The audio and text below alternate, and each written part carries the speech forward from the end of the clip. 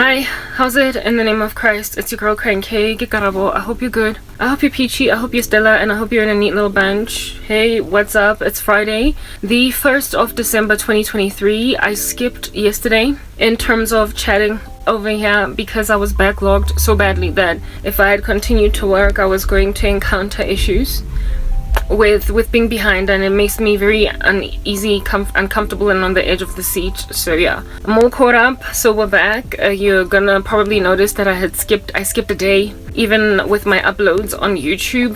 Boo-hoo. It's not like anyone is watching. Look, I've invested in a fan, except I haven't really invested. It's a Takealot delivery box basically that I cut up to create a fan for myself because it's just boiling in here. It's a sauna. Okay, I told you guys that I live in some pretty ridiculous conditions.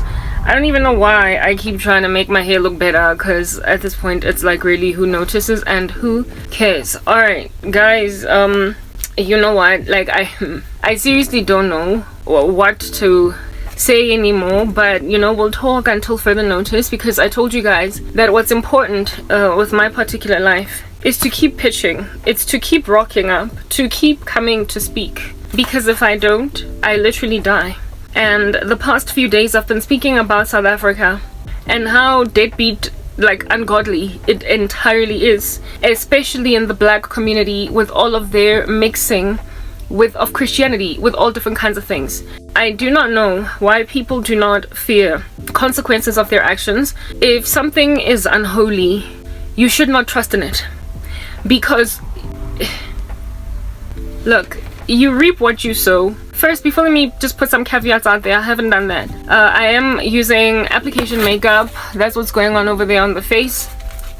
So if it bounces up and down, it's an app. It's not the real deal, so I understand that. Number two, my captions are not always accurate, so look out for that. I don't have time to edit them because I'm just inundated with so very many other things that I'm doing, and so I literally do not have time to be dealing with the fact that my captions are inaccurate or whatever. Let me sit back a little bit more. Yeah, I don't have time to focus on the fact that my captions are inaccurate. I just don't. One day I might. I don't have time to edit them. One day, should the Lord continue to linger this concern, maybe I'll do it. But I seriously, guys, you know, it's just, everything is looking so much like the world is over that even when I talk anything at all about the future, I feel like I'm wasting energy and breath, because there is no future for the earth and its inhabitants at this rate. You know, like, without repentance, if mankind lingers in a state of unrepentance for just like an indefinite amount of time, non-stop, if there is no end to the wickedness, it's the end. And I've never really lived in any other era in history, so I cannot compare what's going on in the world right now to any other time. Enough to say this, it's never been this bad.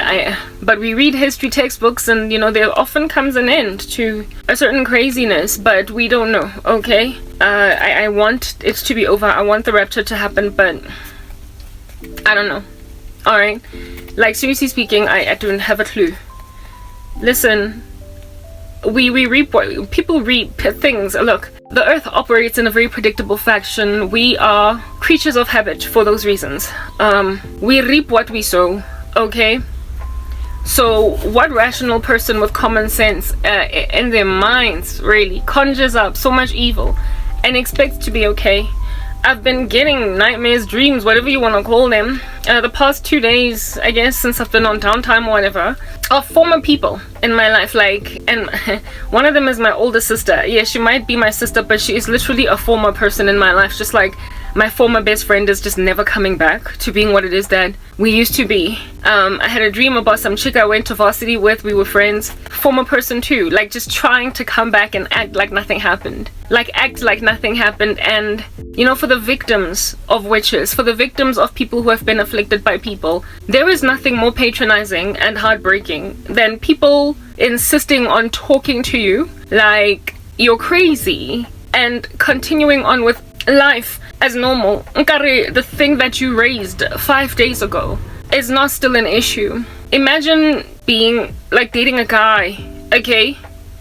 And then one day you have an argument, the two of you. And then he just, he whams you with a slap on the face in the middle of that argument, and then walks out and bangs the door. He doesn't then call you after that. He doesn't call you for like a month, right? So you're sitting there on some shocked out of your mind, like, did he literally just slap me? Did I just get a beating from a guy? Was I just GBV'd? Was I just gender-based violenced? And you're shocked that, oh my goodness, I can't believe I dated a guy that hit me. But after he hit you, he walked out and he never called you again. So you imagine that at least his activity of walking out and not calling you again is evidence of the fact that he realizes that there's no coming back from that crappy activity. He did not call you because he realizes there's no coming back from that. He realizes that he stepped over something. He crossed the line and there's no coming back from that. So that's why he didn't call you. You are now all recovered. Your face has healed. The blue eye is gone. You decided not to press charges. Yeah. And then after a month, he calls you on some, babe, hey, I miss you. How you doing? I'm sorry that you and I had a disagreement, but couples fight. Come on, I love you. And then he just goes on and talks about how it is that he would love for you guys to talk and reconcile. But he never raises the slap. He admits that you fought. He admits you had a falling out. He admits that you broke up. But he never admits that he slapped you. What height of gaslighting is that? Like, he's literally trying to make you second guess that he is a violent man. He's trying to make you feel like, no, I never hit you. What are you talking about? To a point where when he talks to you next time, he doesn't even raise it. He doesn't even raise it. As I hit you, goodness gracious, I don't know what came over me. Can we talk? But nah, he is literally gliding over it. Everything else that he did do, like the argument, the disagreements, his attitude that he gave you, he will admit to that, but not the slap. Why not the slap? Because the slap was for you a deal breaker. And so if at all he hits you, he knew that that was it. So in order for him to come back into your life, he then completely rewrites history in his own image, where it is that he is now saying every couple fights. Yeah, every couple fights, but it is not every couple where a man is beating a woman. That's a toxic relationship that a woman, if she's responsible with her future, will not allow herself to linger in. Do you understand what I'm saying? So if at all he's gaslighting you that much, if he is saying that, babe, let's get together, and he's not even trying to raise the slap, and when you do raise it, he then gets angry. When you raise the fact that, but you hit me, Temba, whatever his ludicrous name might be, but Temba, you hit me, he then gets angry, as in, what? Goodness gracious, how dare you accuse me of that? You know I'd never do anything of that nature. What do you take me for? So that then graduates to another extra level of gaslighting. Until you, what Temba's basically expecting is for you to get to a point where you now accept or you embrace the fact that he didn't hit you.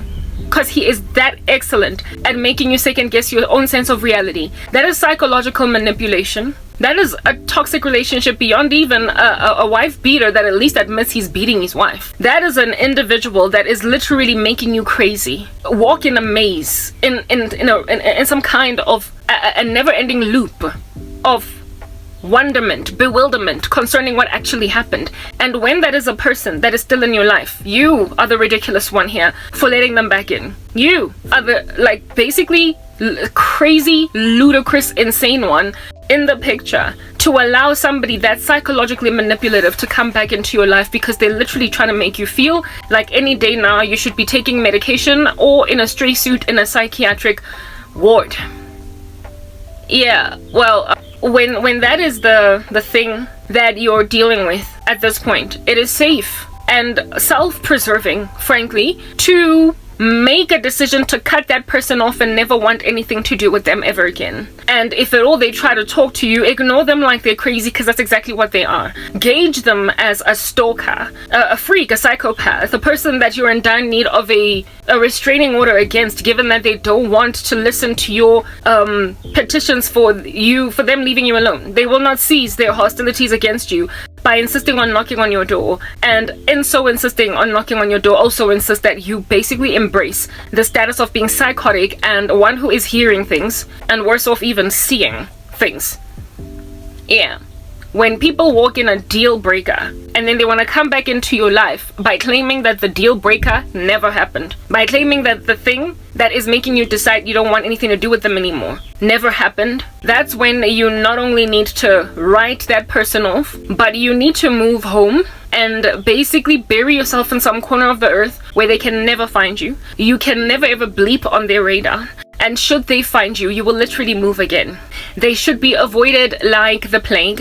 If all of your spraying of them with doom, if all of your spraying of them with pestilence, with pesticide does not achieve the success of warding them off, if they don't take no for an answer, then I guess you are the one that needs to keep on moving. You need to keep on slamming the door in their face. The moment you open that door and they're still there, you must slam the door. You must slam the door and start to evacuate the ecosystem, because you've got a pest all up in your grill, much like a pathogen that's spreading like hastily through your body, metastasizing, threatening you with death. You need to leave. There are people who are so toxic that they cause you to end up insane in the eventual run if you don't get out. And I am encircled by a nation of that nature. I cannot say this enough. I need to get out of South Africa. I need to leave my family. I need to get out from an ecosystem that is so crazy that frankly they need to be left. They need to be left because they won't leave you. They will not leave you alone. You are better off packing your house, selling it,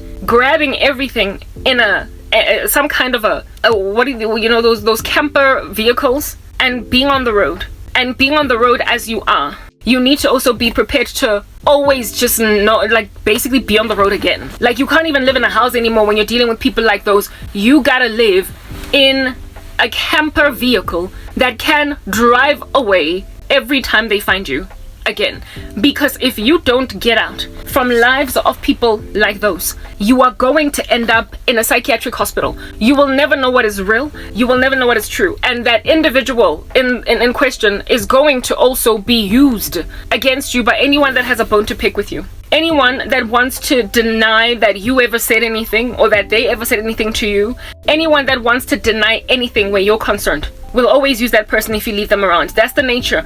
That's the thing about a narcissist. Like, everybody in your life that has got something to fight with you over can use them, because they're that excellent at manipulating. They are psychological abusers, and they're full of trickery.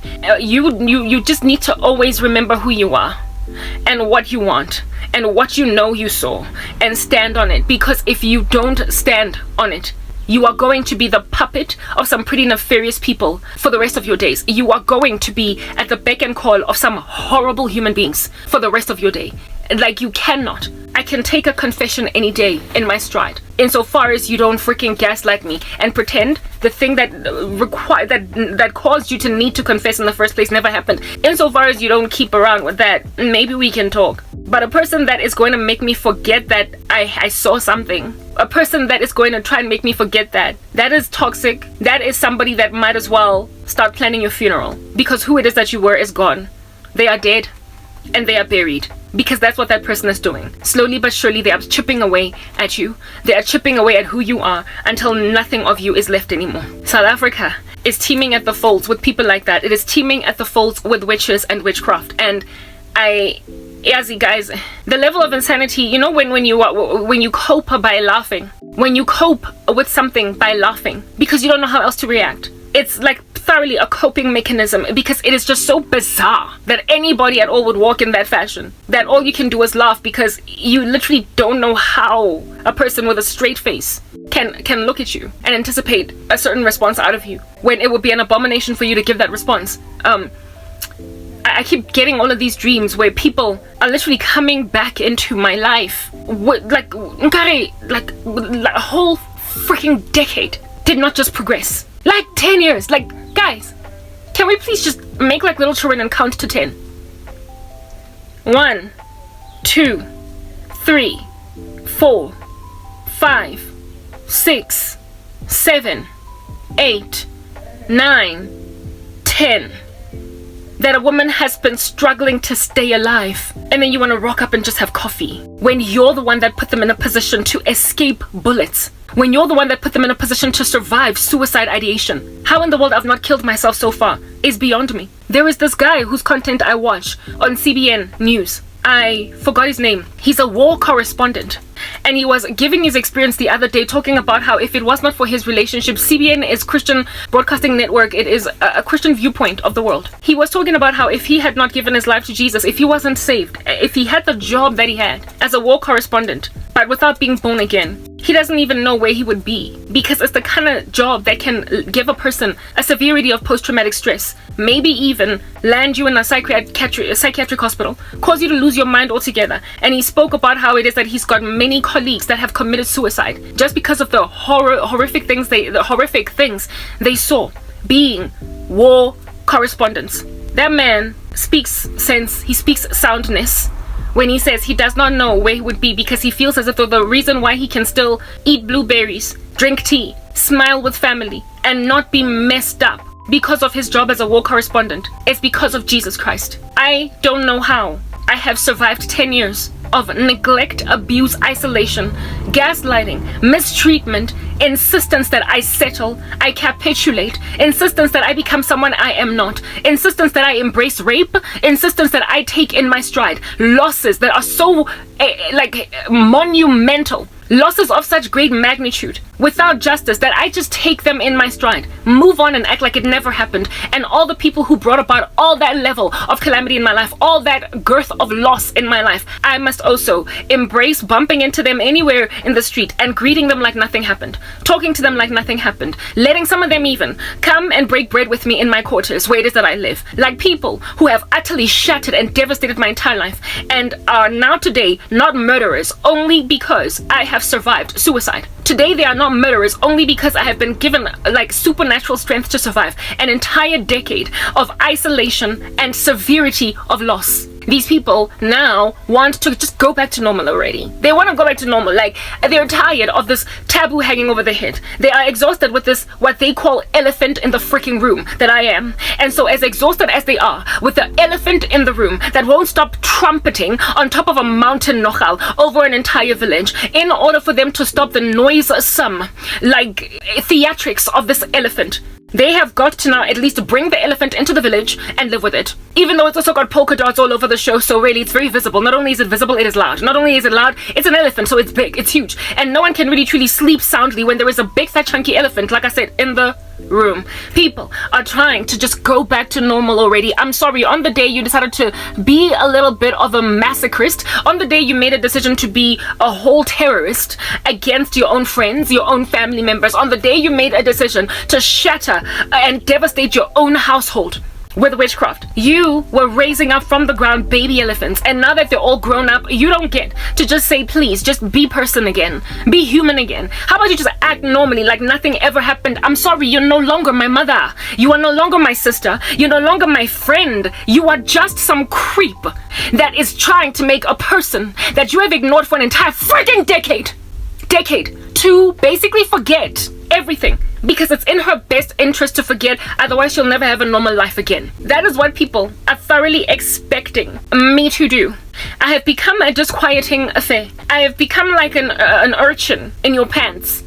I've become like a cactus on your bed. Do you understand? They cannot sleep, they're tossing and turning at night because I have made out of them a spectacle of wondrous witches. It is clear that what they have done is an abomination. It is obvious, it is clear that there is an obscurity over here that ought not be. I am the thing that survived their cancer that is metastasizing all over the body, and now they're trying to make it look as if though it was just a common cold and not a cancer that is lethal and is metastasizing and is not ever going to go into remission unless some people admit that there's a freaking cancer in the room. Like, I don't get how in the world, under heaven, people do not anticipate that they will ever reap what they sow. Just because a person has been ignored for years does not mean that a person can successfully be made to believe that nothing ever happened just for the sake of a normal life.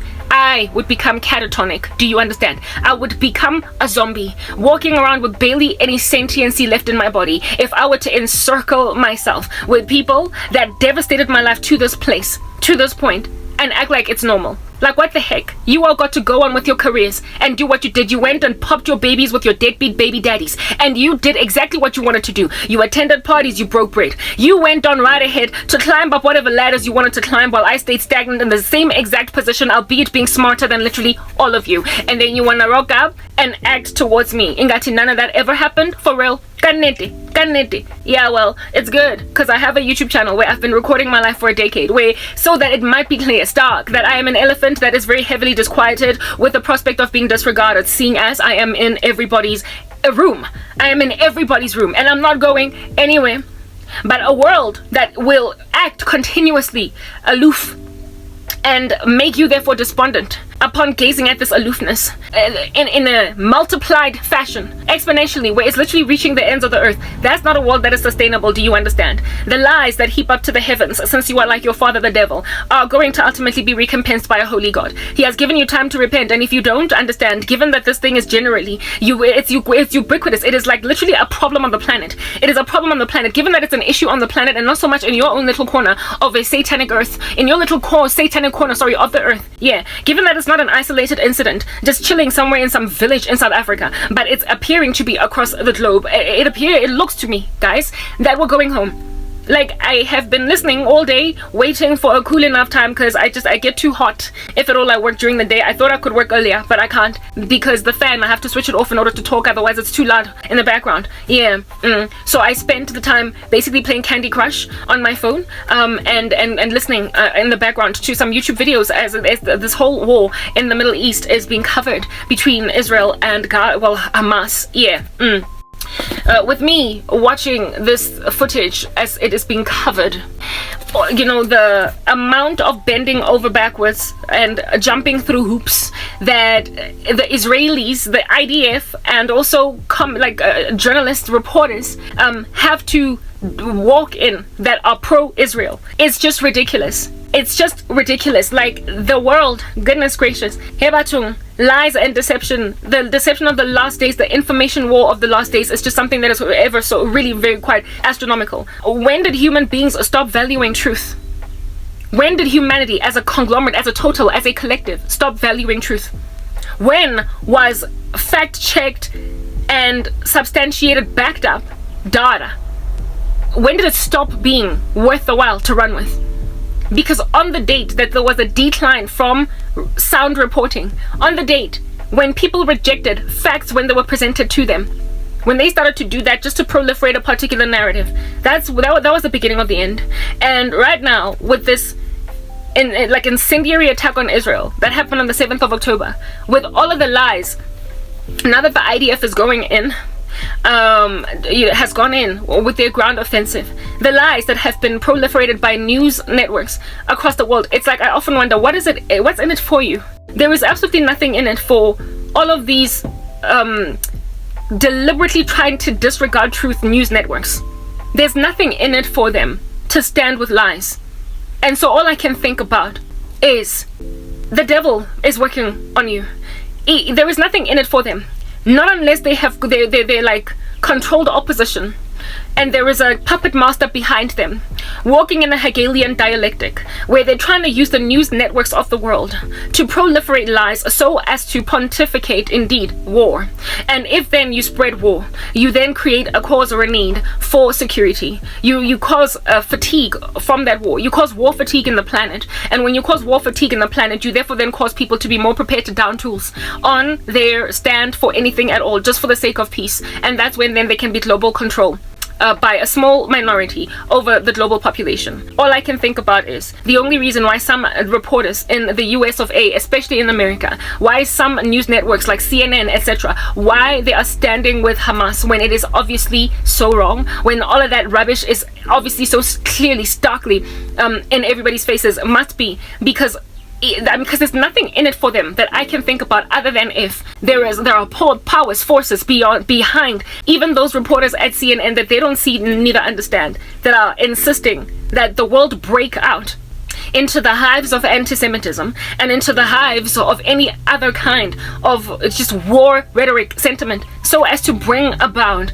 a global control of people by a small minority. That's the only reason right now that is perhaps conjured up by human beings that I can think about. But the other more likely reason is that the devil is so succeeding to deceive the world that they are literally running with lies and exchanging bitter for sweet and sweet for bitter, right for wrong, good for evil. All I can think about is that this is the great deception, and it is apart from us. It is a war that we are in that is not of flesh and blood, and so people are just being lingered in insanity. If you go on TikTok, which I am not on, but I listen to enough people who watch TikTok, there is currently a trend where kids are embracing some letter written by Osama bin Laden as like gospel truth for crying out loud. And a whole bunch of Gen Zs are converting to Islam. How in the world? And these Gen Zs, of which some of which are in America of which it's just this little queen that does not really know much strife, and upon it not knowing much strife can have the liberty or the luxury to pontificate rubbish like there is no such thing as gender. And so therefore you get like some girl that's now a boy thoroughly standing with Islam, unawares to herself as to the calamities that they would endure if they were chilling in the Middle East with that kind of sexual status or orientation. But these Gen Zs are nonetheless converting because they're being convinced by mainstream media that is more respected than other voices that are more aligned with the truth. Yeah, they are listening to these places and they are converting a planet of souls to Islam. There was a ceasefire in Israel, not in Israel, in Gaza, for a couple of days, and during that ceasefire there was a break of the ceasefire where some Israelis that lived at some Palestinians that lived in the West Bank that were members of Hamas went into some city or town in Israel and started to just shoot, and now 4 people are dead, and it was caught on camera and everything in the middle of a ceasefire. That's what under heaven it is, that was recorded on camera and shared with the world, and yet they are still standing with Hamas. When people can be okay with that level of violence against a people that have got literally exculpatory evidence to support their rather innocence and their rather desire to foster peace and live at unity with the people around them, people who have made displays, who have displayed in history that they don't want to fight, but that keep on getting poked and prodded away at by violent people. Yeah, these people are being turned against by an entire planet of souls thanks to rhetoric in the media. And not only that, they're converting people to Islam. They're basically trying to explain to people that it's okay to just get out of your vehicle, act like you're, just gonna cross the street, and then instead of crossing the street, you take out a pistol and you start shooting indiscriminately at random people that are just walking up and down in the street. Yeah. They're convincing Gen Zs in America and everywhere else across the world that it's okay to belong to a religion like that and to have that level of hatred against the Jews. That is like a thing on its own. The whole issue with the world disregarding information that is sound, that is basically a backup of claims or statements made by people who are pro-Israel. Yeah. So there is substantiation of information. There's backup, there's proof. Fact-checking, it produces results on one side, but it doesn't on the other. But the world is running with the other anyway. I find, Elon Musk is South African. He is now staying in the US, okay? He is this whole tech giant guy. And Elon Musk is providing Starlink or whatever to Israel. Basically the Middle East there, the operation of Starlink. However, it is under control largely by Israel and not so much anybody in Gaza. But before Elon Musk made that decision, he was asking this question: why is Israel bombing Gaza? I mean, Elon Musk, come on. Did he not watch the news? Was he not sitting somewhere there where he's sitting and then hearing information coming into his ears on the 7th of on the 7th of October. Elon Musk was literally asking, why is Israel bombing Gaza? Why is Israel fighting Gaza? Upon trying to make a decision who to give ownership rights of Starlink, he had to be invited to Israel. He could only, he went to Israel and not Gaza because no one is safe there. Do you understand what I'm saying? So for this big fat chunky global elite to want to get clarity on something, and the only place where he can get it is in Israel, evidences that there is livability, peaceability, and rationale in Israel in a way that just does not exist in Gaza. That's the first thing. So Elon Musk basically has common sense to stand with the right side, and yet he's still acting a fool. He's playing dead. What defendisa? He had to be shown that heinous tape of Hamas, the helmet cameras, where it is that they were raping women, they were killing babies, they were sewing them in half, etc. In order for him to make a decision to give the power to control what is a Starlink to Israel. Like, what under heaven is going on? My thing with the whole Elon Musk thing is exactly what I'm trying to speak about right now. The fact that when you are innocent, you have to jump through hoops, bend over backwards, and basically produce mountains of evidence for your decision to act a particular way, in a way that the opposing party that has afflicted you in this way does not have to produce it. And also in a way that the opposing party, upon them not needing to produce data, also over and above it, fabricate data. They fabricate data.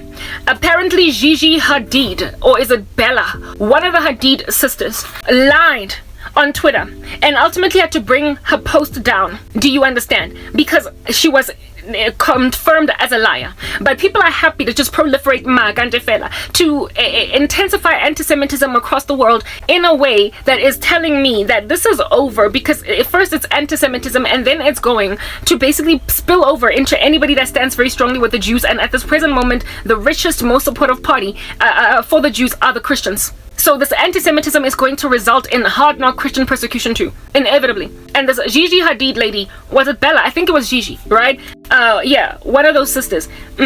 She was basically saying that the Israelis, something that is so uncharacteristic of them, they've never done anything of that nature. Just these accusations that are so flagrantly like a lie for the only democracy in the Middle East. Like, let's just put that out there.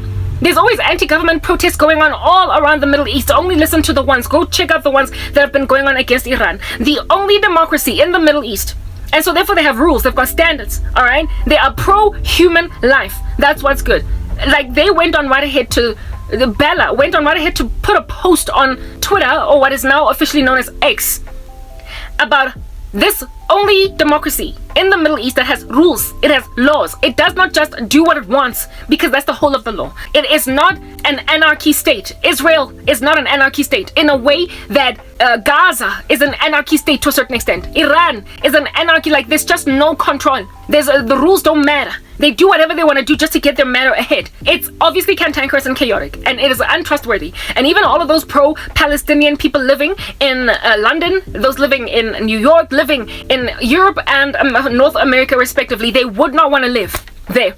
They would not want to live in Gaza. If anything, there is a story being covered by is a DW News, which is extremely pro-Palestinian, and I can't stand them. They struggle to be impartial as a news network.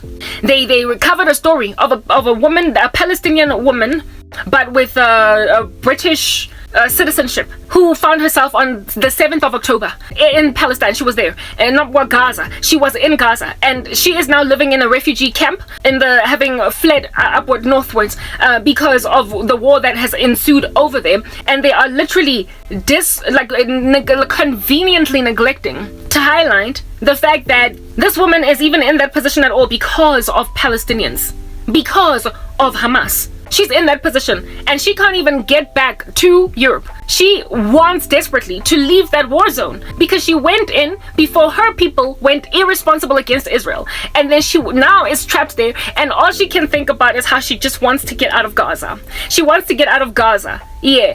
Ofuna upuma e Gaza, evidencing that even all of these pro-Palestinian randos all across the world would not want to live in Gaza themselves. They go there for 5 seconds in humanitarian capacities, as what do you call this, journalists or people that want to cover the story on the ground, and cross their fingers the whole time that some hard knock war does not break out so that I can get on an airplane and go back to London. I want to go on an airplane and go back to America. Let me go on an airplane and go back to South Africa. So they in and of themselves would never want to stay in that region, and yet they are out here proliferating all that level of rubbish that's making people live there, that live over there permanently, endure even grander hardship. Yeah, anyway, the fact that people have to bend over backwards, jumping through hoops, to prove their innocence against that body of people is ridiculous.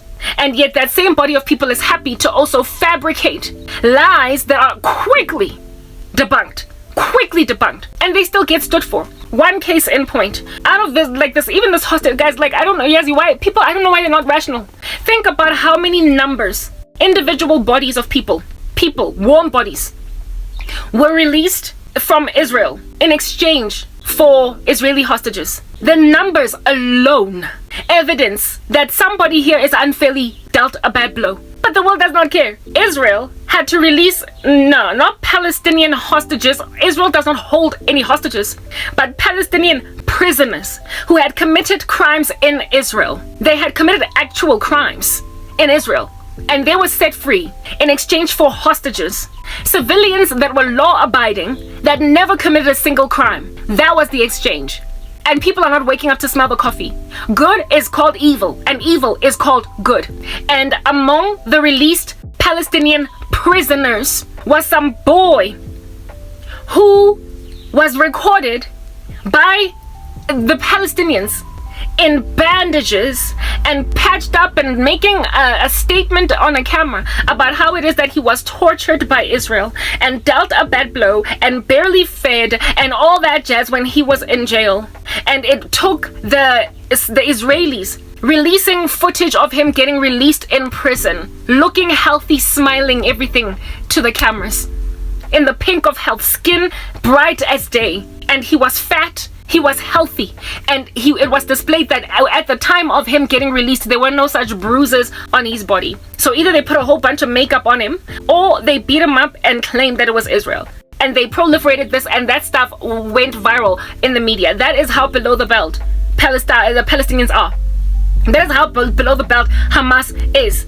And Israel has to bend over backwards to prove that no, we don't do that to people. Bella Hadid, or Gigi Hadid, what she said on Twitter was that Israel went and just arrested, remember, let's just put this out there, the only democracy in the Middle East.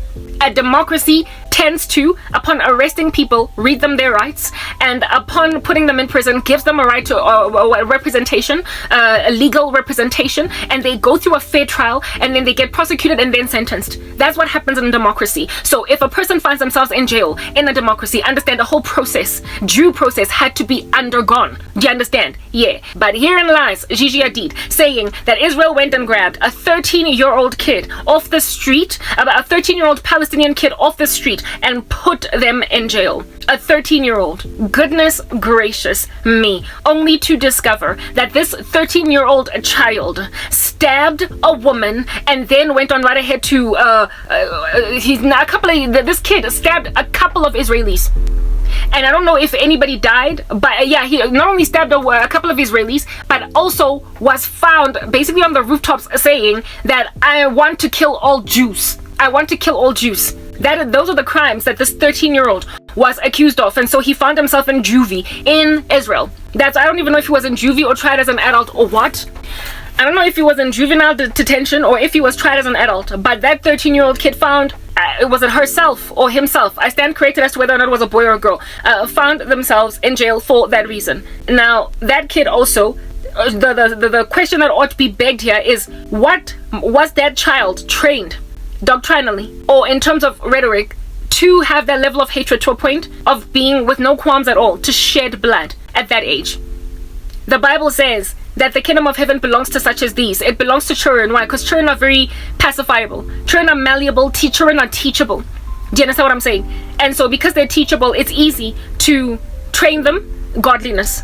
But it is also, because they're malleable and teachable, very easy to garner for yourself a child soldier. Give them an extreme rhetoric and make out of them murderers before they can basically solidify a moral compass. And there it is that we were seeing a Palestinian 13-year-old that was made so violent that that child's future was gone way before it even started. From the time they were very little, they were already set up for demonic failure in the future by rhetoric that was trained them in their country to lose their childhood, and in favor of hatred against the Jews. The Bible says that it would be better if a millstone was tied around your neck and for you to be thrown into the ocean than it would be for you to face God in the judgment if you cause children to sin, if you cause any of these little ones of mine to sin.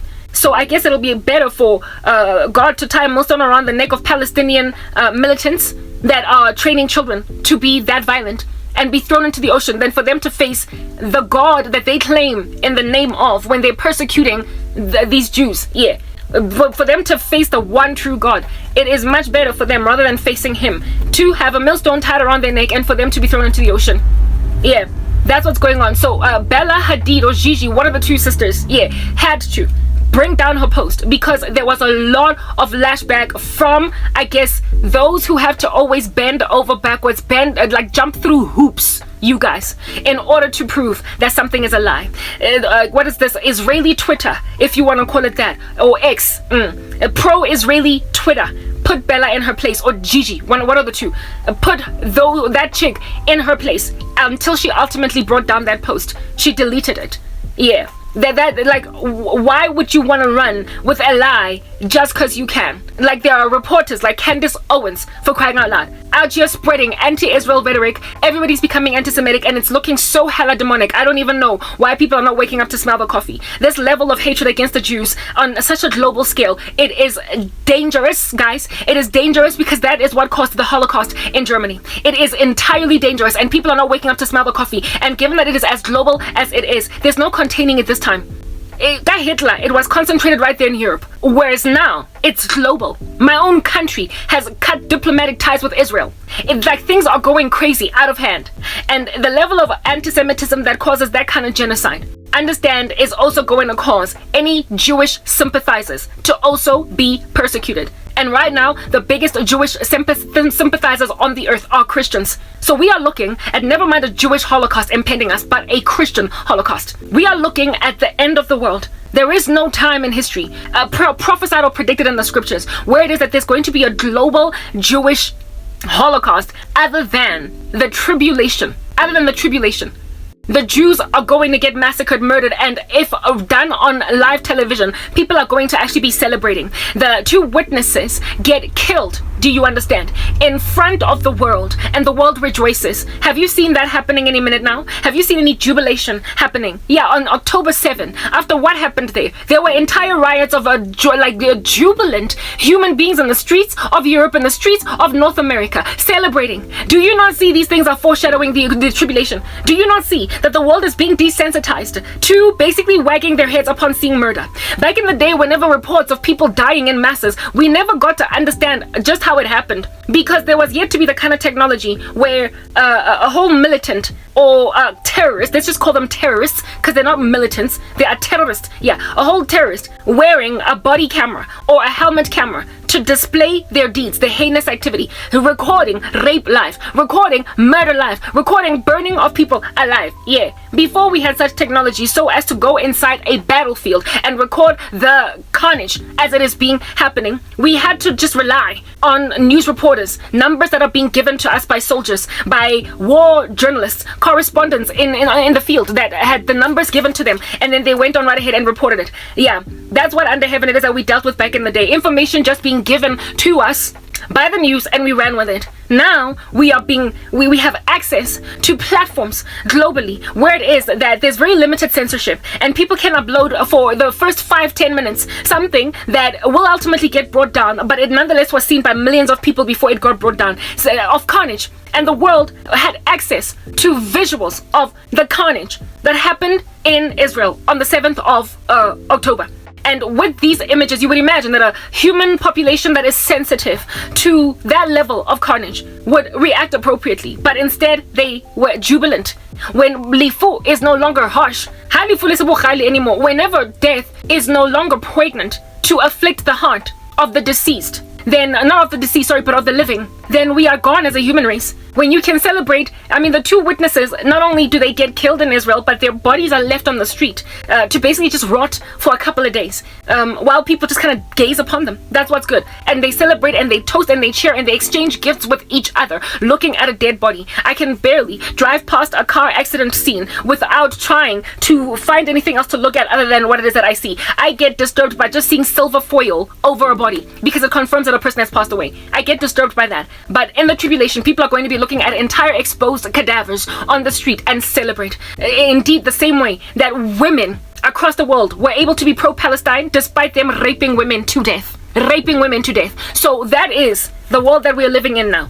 Now go tell me of any Israeli IDF soldier that ever raped a Palestinian girl or woman to death, or even child. Tell me of anything of that nature. And again, since Hamas did what they did in the name of Allah, they did it in the name of religion. What under heaven, where under heaven in the Quran is it allowable to have sex at all outside of marriage? Especially if you're out, you're going to be forcing a woman to have sex with you. So how in the world they're able to reconcile with the Quran the rape of women and still be okay in the sight of Allah is beyond me. I don't know anywhere in the scriptures where God ever sent his soldiers, his men, his people into a town to ravage women.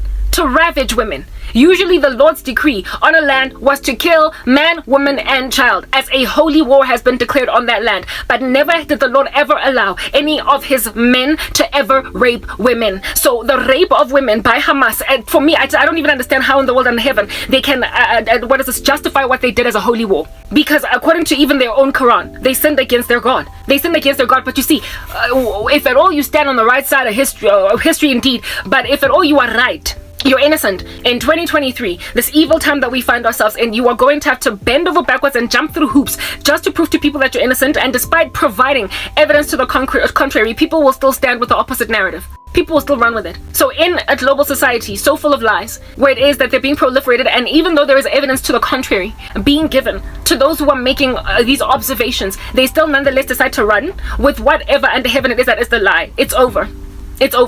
So this war going on in the Middle East right now, it breaks my heart severely because it literally is everything that I am experiencing. The information war is astronomical, and frankly there are more worldlings than there are us Christians. There are more worldlings than there are Jews, and at some point we're going to be so severely outnumbered with our stand that really they will just clump us together in one gas chamber with the Jews. They're just going to clump us together in one gas chamber. It is coming. It's called the tribulation. They're going to clump us all in one persecution stride. Do you understand? This Hitler mindset is going to prosecute everyone even that is a Jewish sympathizer. That is what under heaven we're going towards. That's what we're headed for.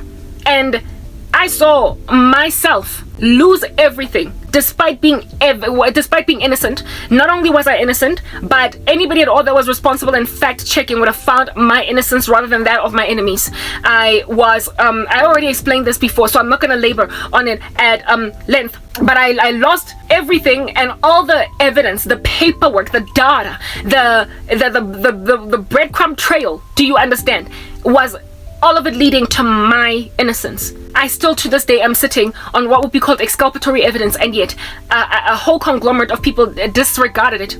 I was ignored by the CCMA, by the Labor Court. I was ignored by the Legal Aid Board. I was ignored by HR at MTN. I was ignored, guys, as in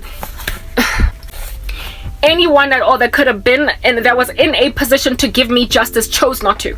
That's what I'm trying to explain. There was literally prosecutorial misconduct on my part, on the part of the Labor Court, and also on the part of the CCMA advocacy. The advocates who worked there. The one guy that presided over my case, he walked in a prosecutorial misconduct. It was obvious misconduct. He was obviously ignoring an innocent woman and decimated my career. And everybody stood with them. My whole family stood with what MTN did to me. Everybody, guys, my colleagues, they turned against me with militant fashion. Like they ignored me like I wasn't even human. They completely destroyed a human's life. Like she did not deserve to live. Like the way that I was treated. And like I said, I had so much evidence in favor of me. All that a person had to do was just open my case file to see that I was badly done against. And yet people, despite having that data gawking at them, nonetheless decided to proliferate rubbish. And remember, like what I said with Hamas and Palestinians, they manufacture, do you understand, lies like those Israeli prisoners that were released in the hostage exchange. Yeah, the prisoner/hostage exchange. Yeah, the prisoners, some of them who were released, went on right ahead and lied. Do you understand? Yeah, and manufactured, fabricated videos claiming they were beaten up and mistreated. And until real footage was rather released, showing that same person getting out of prison, basically bouncing up and down on a beach ball the way they were so healthy. Yeah, but even with correction of such information as that, people are still standing with pro-Israel, and again with pro-Hamas. Why and even it is that Elon Musk even needed all that information before he could make his decision on Starlink is beyond me. Why he needed all that information is beyond me, because he was supposed to just turn on the television, understand what in the world under heaven Hamas did, recognize the tumultuous, violent state of Islamic terrorism all throughout history. Living in the United States of America, albeit being a South African, he should understand more than any person just how brutish Islamic terrorism can be. And yet, despite that, he still wanted to investigate and interrogate. Why is Israel bombing Gaza? Why has Israel ever bombed anyone? Why? They're always on the defensive. They are literally always on the defensive, never on the offensive. If you think even about the Iron Dome, it is a defensive weapons missiles defense system. Because of all these rockets that keep on flying all overboard, their whole country has got bomb shelters, for crying out. I live in South Africa. I can never even fathom what it must be like to be an Israeli, where you live in a country where every 500 meters, even 500 meters is big, it's long. Every street, every 300 to 250 meters in the street, there's a shelter, there's a bomb shelter. There is somewhere where people have to run just in case there's an explosion. When you live in a country whose infrastructure has been built such that people must always be hiding, then you must understand that you're not living. There is no peace. When you have built architecturally your whole land such that there are bomb shelters every second step that you take, and you can't just sit at a restaurant and trust that you're gonna get to finish your meal without somebody just getting out of a car in a suicide vest and bombing you. When you live in a land like that, I can't fathom. Literally, where I live right now in Vilgejevel, there would be 1 or 2 bomb shelters in this complex where I live.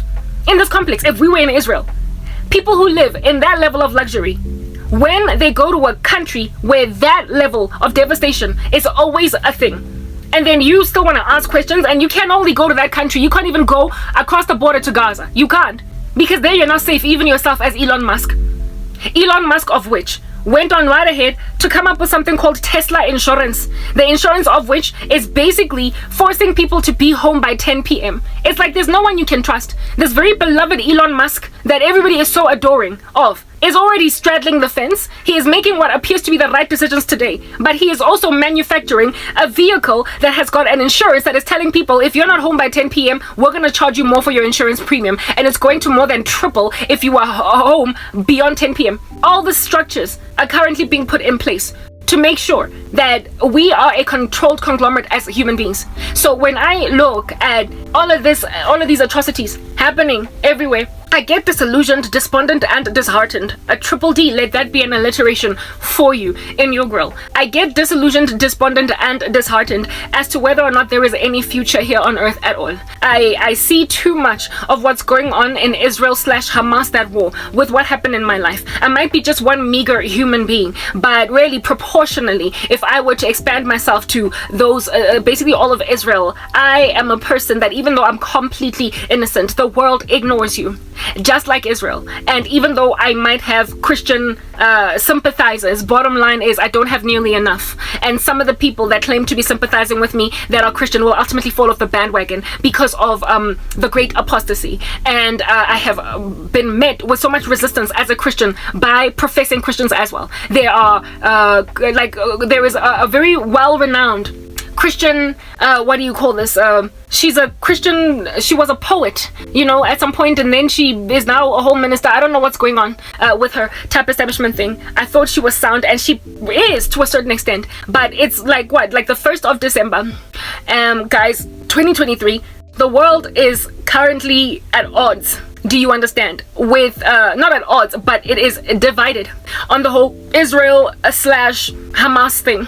And with the world being as divided as it is, there are ways that people can make a stand for Palestine without making a stand for Palestine. I said already that if you're a Christian and you stand for Palestine, you're very frankly not Christian, or your doctrine is messed up. You don't understand what in the world is going on. Get into history and find your what you stand for. Allow the Lord to train you, because you cannot curse Abraham and in and of yourself not be cursed. Do you understand? And I also spoke in some videos ago that you cannot stay mum on the matter anymore. There is no Christian anymore that is given the luxury to be neutral this time around, because things are so pivotal and they're pointing towards the end of the world so much that unless you take a stand on this particular matter, you're going to find yourself getting deceived. There is no longer any room for flaccidness, for fluffiness. People have got to take a stand. It's either you're with Israel or you are with everybody else, or you cannot be neutral. People have to take a stand, because it is in the absence of taking a stand that people are going to struggle to observe, make a notice. They're going to struggle to make an observation that this thing is leading towards other end time signs. You cannot not have any sentiment concerning this thing for over Israel, because if you don't have any sentiment and you claim to be neutral, you are therefore disregarding the heart cry of Jesus himself, who is your God. Like, where the heart cry is at, that's where yours needs to be. The Lord fashions our emotions and our passions to align with his. And so if you are not charged very strongly concerning this war in the Middle East in behalf of Israel, especially at this very pivotal time, you need to investigate, test yourself to see if you're in the faith. You need to look deeper. You cannot be neutral. And you also cannot be dropping hints at everybody all over the show that you are not neutral, but you're not prepared to say it in so many words. You are, however, pro-Palestinian because you don't know history. You don't know history, and you don't know what your God expects. You don't know what your God is doing. There is a Christian minister that I even subscribe to in one of my channels, and I've been following her for years, pretty much ever since I was still employed and everything. I liked her and I loved her poetry. And recently she just did a sermon or a speech. I don't know what under heaven it is that she's doing. Women are not supposed to be preaching over men, but nonetheless this chickie is doing that. I don't know what's going on, but let's not be critical doctrinally or theologically concerning that yet. We'll get that to that topic another day, whatever. The same female, okay, recently just did a speech or whatever. Let's call it a speech for the sake of being politically correct. For once, I shall stand on the side of political correctness. She was doing a speech, speaking, essentially, expositing, essentially. It's a sermon. Stop calling it a speech. Yeah. On Hagar. Hagar, of which is a Bible character indeed. But the title of Hagar, of that particular video of hers, is something along the lines of Hagar, the suffering servant. God have mercy on me. Hagar, the suffering servant. I did not watch her sermon. I didn't. I only read the title and I looked at the time that it is, and I was like, honey, this is not the time to be doing a sermon like this when there is a war in the Middle East. How in the world you gonna do a sermon as a Christian in this time? It's not 1992 or even day before, like October 6th. It is not the 6th of October. It is not the day before the attack at the kibbutz and the music festival.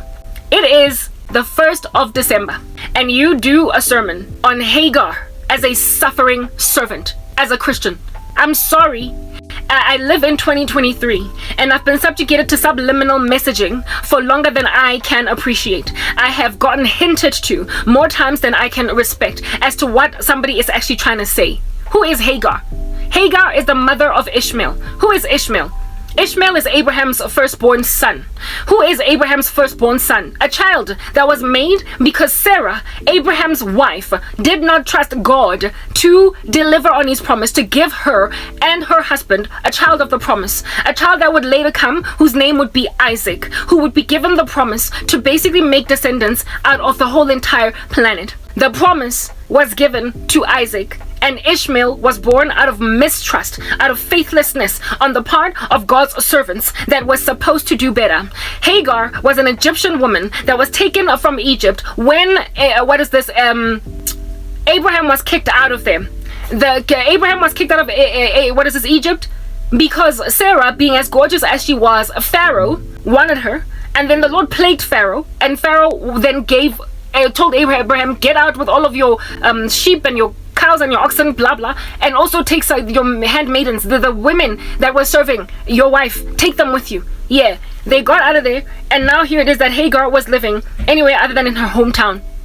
Anywhere other than in her own hometown. And then Sarah made a decision that Hagar is going to give Abraham a child, since Abraham did not have a child by Sarah yet. A lack of faith in God. Ultimately, Hagar would get run away from Sarah because Sarah was harsh towards her when Sarah finally fell pregnant with Isaac a couple of years down the line from Ishmael's birth. I believe it was 14 years exactly, the gap between them. So the whole thing that happened with Hagar, with Ishmael, with Sarah, with Abraham, and with Isaac, that is literally the beginning of the religion of Islam. The division, the fact that Hagar had to leave Abraham and Sarah, basically the camp of the Hebrews, to go and restart elsewhere, is the beginning of this trauma, this tumult, this war in the Middle East that we are all currently subjugated to the tyranny of globally. This division between Islam and Judaism, and the just excruciating hatred by Islam of the Jews and pretty much every other religion across the world. Yeah, it commenced with that young man by the name of Ishmael. It commenced with Ishmael. So if at all you're going to portray the mother of the boy, if you're going to portray the mother of the boy that has caused this global catastrophe in anti-Semitism against the Jews, if you are going to portray her as a suffering servant, what the heck are you saying as a Christian woman? You are saying that Isaac is bullying Ishmael's mom. That's what that chick is saying. For the life of me, I'm just Yazin, you can just go and Google that title on YouTube to find out who I'm talking about. And you will therefore also discover how disappointing it is that she has literally taken a pro-Palestinian stand with that sermon. She has taken a pro-Palestinian stand. She made that sermon at a time when the world is divided on Palestine is Israel. You cannot, as a Christian, be pro-Palestinian even in the slightest. She is portraying Hagar as this woman that was kicked out by a mean Sarah and a mean Abraham out of her land. She was made to have a baby by a guy, by this mean chick, who then turned around on her and threw her out on the street after she asked her for a favor. That's what she's portraying. And now her son is mad at the whole. Well, her son is about to die, and her son became what it is that she became. And now her son is being her daughter. Her son is killing children at the kibbutz. Her son is killing mothers and fathers in the kibbutz. And her son is killing kids at the music festival, kidnapping some, taking hostages, killing them even in captivity where they're at, raping the women. Her son is doing all this because he just did not get what it is that he was supposed to get. He was unfairly treated. I don't know how many times I can speak about looking at the Bible with a very carnal mind. When you've got a carnal viewpoint, just dwelling in your brain, you will thoroughly disregard the fact that human beings are born dead in trespasses and sins. And in sin did our parents conceive us. Our hearts are deceitful above all things and desperately wicked. If you don't look at the word of God and the way things are happening in the world from the viewpoint of what God is doing, but rather from what people did, of course you're going to create biases. I spoke the other day about how it is that Ishmael was born first. Yes, indeed. But the promise was given by God. The Lord said in his word, Jacob I have loved, yet Esau I have hated. If we're going to look at the case of Jacob and Esau, Jacob, in the scriptures, if at all you have read the story of Jacob, you will know that in comparison to his brother Esau, he was the nice guy. He was the sweet dude. He was the one that everybody loved. He was the guy in the community that everybody trusted. He was essentially the teacher's pet. Do you understand? While Jacob was the trickster. Jacob was the trickster. He was the kid that everybody could not stand. The dude that is out here always stealing everybody's pocket money. The bully on the school playground that'll take your lunch. That was Jacob. But that's the one that God chose. So if you're going to look at things from the viewpoint of human beings, you are of course going to have qualms with the fact that God chose Jacob and not Esau. Jacob I have loved, yet Esau I have hated. And if you think about how it is that Esau even lost his promise, he was coming back from hunting, basically working real hard for the family to do a better thing by them, and then he came back and he was all famished, he was starving. And then Jacob, knowing that his brother was starving, he was out here flailing some food in his face. And then he was like, give me that, give me food, I'm hungry. Yeah, here's this great guy asking his brother for food. The brother should just be better already. Stop being such a nasty Jacob. And Jacob was like, I'll give you the food if only you give me your inheritance. And Esau was like, fine, whatever, just give me a sandwich. And that's how Esau lost his promise. And the Bible says in, I believe, the book of Hebrews, that God cannot stand Esau for giving away his inheritance for a piece of bread, for a piece of meat. He can't stand that he was willing, Jephthah, because he was hungry. The Lord has a thing about beating your flesh into submission, about by the Spirit putting to death the deeds of the body. You cannot just pleasure your flesh at any moment. Learn self-control, learn delayed gratification. And so the Lord despised Esau from that moment when he gave away his birthright to his brother Jacob, just because he was hungry. He was coming back from hunting. He was coming back from serving his family. He was the good guy, the teacher's pet. And yet his trickster brother tricked him into giving over his inheritance. And God still nonetheless ran with Jacob. So if you're going to be upset at God for basically giving favor to a person that it was the neighborhood trickster, the neighborhood pickpocket, you on that day are low-key saying that you're in a position to be more just than God, and so therefore holier than him, and so therefore create a barometer or a standard of holiness that excels his. Except the Lord looks at all of us like junk. Even our most righteous works are like filthy rags. No one comes to redemption because, ooh, I'm so great and I know how to choose God. No one chooses God, no, not even one person. All have sinned and have fallen short of the glory of God. If you're given mercy at all by God, it is literally free. There is nothing you've ever done to earn it. All of us, all together of us, are worthless. We all deserve to be thrown into hellfire. There is nothing good of us. So if God chooses anybody, literally, it's written in God's word, our God is in the heavens. He does whatever he pleases. If God chooses anybody, it's just because he can. Because there is no one that deserves to be chosen by him. Absolutely nobody that deserves to be chosen by God. There is no one that is ever good for the job, fit for the job. There is never anybody that God chooses because he observed that something was wonderful in their eyes. No. People find favor in the eyes of God just because he is God and he can give favor to whomever he wants to. He is the potter and he does with the pottery what he wants, and the pottery cannot say to the potter, what have you done? And so if you look at things from a vantage point of your sanctimonious morality as a human being, the barometer that you have in your own heart as a human being, you are of course going to make the folly of gazing with favor upon Hagar and feeling sorry for Hagar when God chose the son of Sarah. Sarah was indeed what people in this world would call just that main girl. Like, my goodness, how could you do that? If you just read the story of Hagar and Ishmael and Sarah and Abraham and Isaac and all that whole conglomerate, if you read the story, you will literally come to a conclusion that Abraham is this like namby-pamby rando that just can't put his foot down concerning his mean wife.